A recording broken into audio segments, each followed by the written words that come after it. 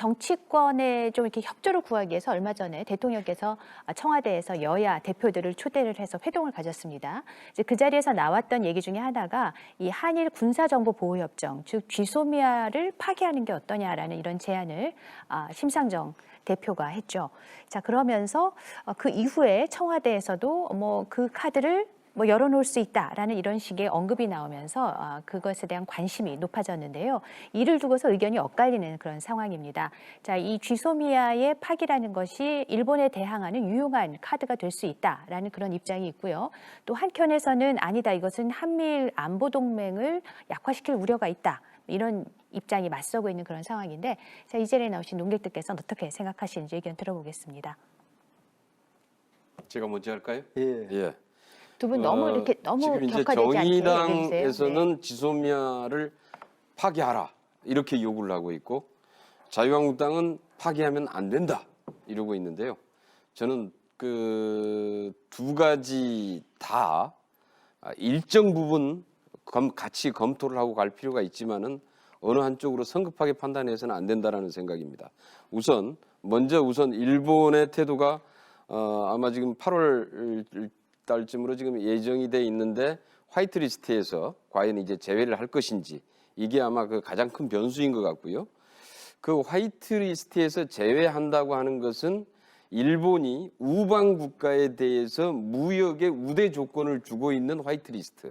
이게 뭐 20몇 개국인가 그런데요. 여기에서 제외한다고 하는 것은 더 이상 우방 국가가 아니다라는 뜻입니다. 쉽게 얘기하면은. 그러면은 우방 국가가 아니라고 하는 것은 곧 필요에 따라서 적성 국가로 변할 수도 있다라는 것인데요. 그러면은 우방 국가가 아닌 상태에서 군사정보 보호 협정을 서로 체결해 놓고 서로 군사정보를 주고받는다. 이게 과연 맞는 거냐? 이건 제대로 한번 검토를 해볼 필요가 있습니다. 그래서 일본의 좀 태도를 좀 봐가면서 판단해야 될 문제인데, 우리가 먼저 선제적으로 이것을 먼저 파기하거나 이럴 필요는 없다라고 봅니다.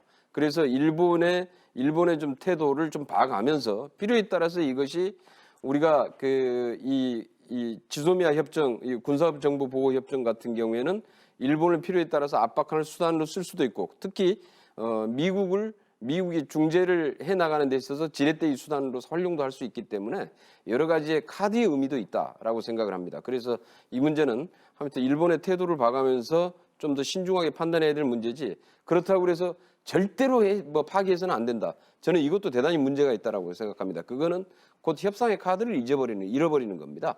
그래서 그리고 특히 아까 얘기했던 우방 국가도 아니라고 일본이 이미 규정을 하고 그렇게 선언한 이후에 이미 적성 국가도 될 수 있는데 군사 정보를 계속해서 같이 공유를 해야 된다. 이거 자체도 문제가 있는 거지요. 그래서 이런 문제들을 함께 고민해서 판단을 해야 된다, 이런 생각입니다. 예, 뭐 제가 이 국방 쪽을 했으니까 이 문제에 좀 답을 드리겠습니다. 우리가 GSOMIA를 먼저 정확하게 모르는 것 같아요. GSOMIA라는 것은요, 비밀인 보호를 상대국과 교환하는 게 아니고요, 어떤 정보를 교환하면 제3국에 유출하지 말자는 거예요. 그렇기 때문에 우리가 적성국 우방국을 따질 게 아니라 이번에 우리 영공을 침범한 러시아하고도 GSOMIA를 체결하고 있어요. 근데 이 GSOMIA가 왜 중요하냐? 한미일 안보 협력을 하려면은 정보가 교환이 돼야 되는데, 과거의 정보 교환 패턴은 우리가 일본하고 안 되고 있으니까 미국을 가운데 놓고 미국을 통해서 주고 또 미국을 통해서 받습니다. 그러다 보니까 이게 소통이 느려지고 하니까 미국이 그걸 요청했고, 그러다가 여러 가지 우여곡절 끝에 GSOMIA를 체결한 거예요. 한일 간에 민감한 역사 문제가 없었으면 어떻게 보면 당연히 체결해야 되었을 건데, 그게 내용이고, 두 번째, 이거를 협상 카드로 쓰는 것이 얼마나 의미가 있느냐? 우리가 정말 목숨을 걸 일이라면은 협상 카드로 써야 되는데, 지금 전략적 상황을 보세요. 이걸 우리가 협상 카드로 꺼내는 순간 누가 제일 불쾌하고 의심을 할까요? 미국이 의심을 해요. 그러면은 우리가 미국의 힘을 빌려서 일본이 더 못 나가도록 막아야 되는데, 그게 과연 협상 레버리지가 우리가 가질 수 있느냐? 저는 적다고 봐요. 그렇게 또 일본의 의도는 뭘까요? 만약에 그걸 우리가 깨잖아요. 일본의 전략에 말려 들어가요. 일본의 전략은 우리가 생각하는 거랑 틀려요. 한국은 중국 편이 될 수 있으니까 미일 동맹 네트워크에서 빼자는 게 일본의 전략이에요. 그렇기 때문에 그런 전략에 우리가 또 끌려갈 수도 있기 때문에 일단은 일본을 한미일 속에 묶어놓고 일본이 과도한 행동을 못하도록 하는 게 현 단계에서는 최선의 방책이다.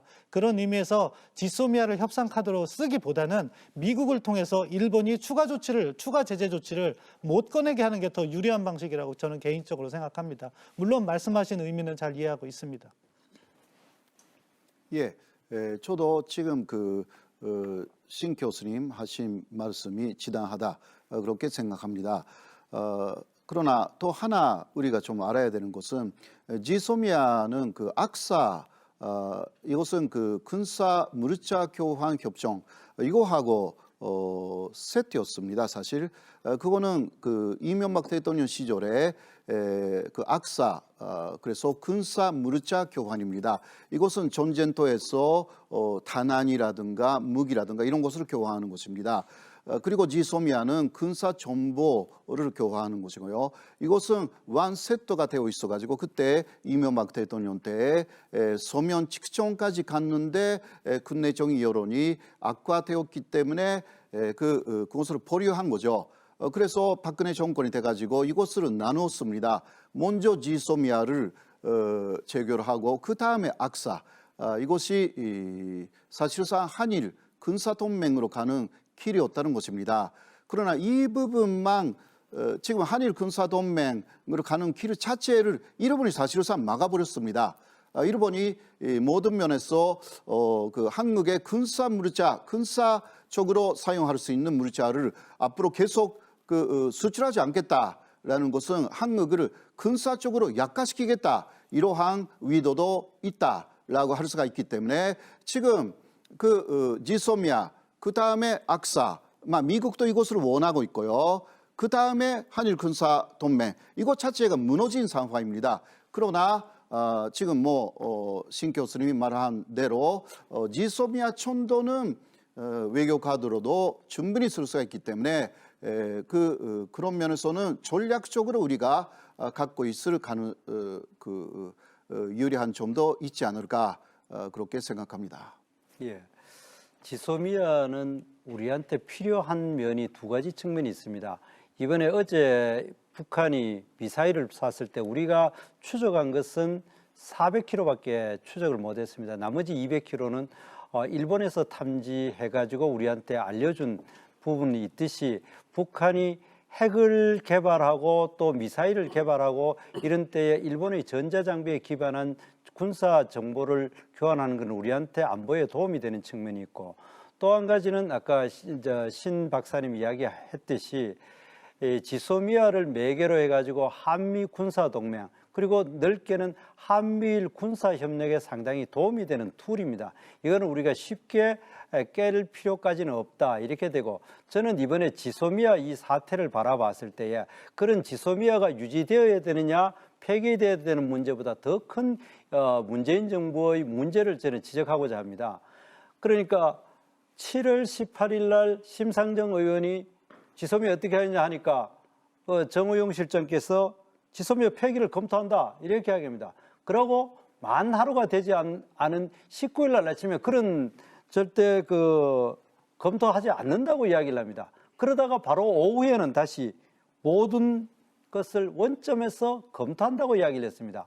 사실 지소미아 같이 이렇게 중요한 거를 어떻게 청와대가 만 하루 만에 3번이나 입장을 바꿉니다. 그거는 무슨 말이냐 하면은 이 정부가 이 한일 관계에 대해서 깊이 있게 생각하나 깊이 있게 준비해서 대응하지 않고 즉석에서 생각나는 대로 이야기하고 아니면 말고 식으로 하고 또 거둬들었다가 또 아니면 또 번복하는 굉장히 무책임한 모양을 제대로 보입니다. 아까 김경래 의원님이 굉장히 미리 사전에 준비 많이 했다는데 전혀 준비가 안 된 모습을 보입니다. 그리고 또 한 가지는 논리적으로도 화이트리스트를 배제를 하자고 일본에서 나오고 우리는 배제해서는 안 된다고 이야기를 합니다. 화이트리스트가 뭡니까? 안보상의 우호 협력국을 전제로 하는 겁니다.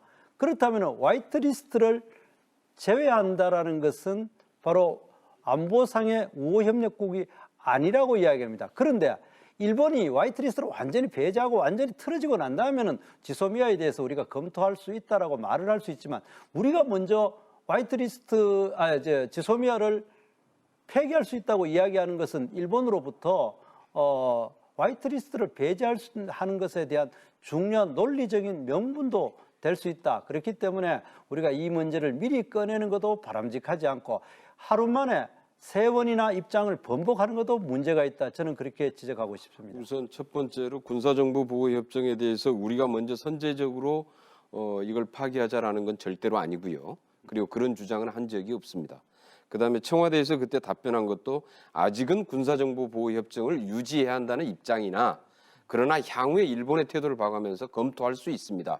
라는 게 답변이었고 그 답변은 지금까지 그대로 일관되게 해서 되어오고 있다는 것 제가 확인해 드리겠습니다.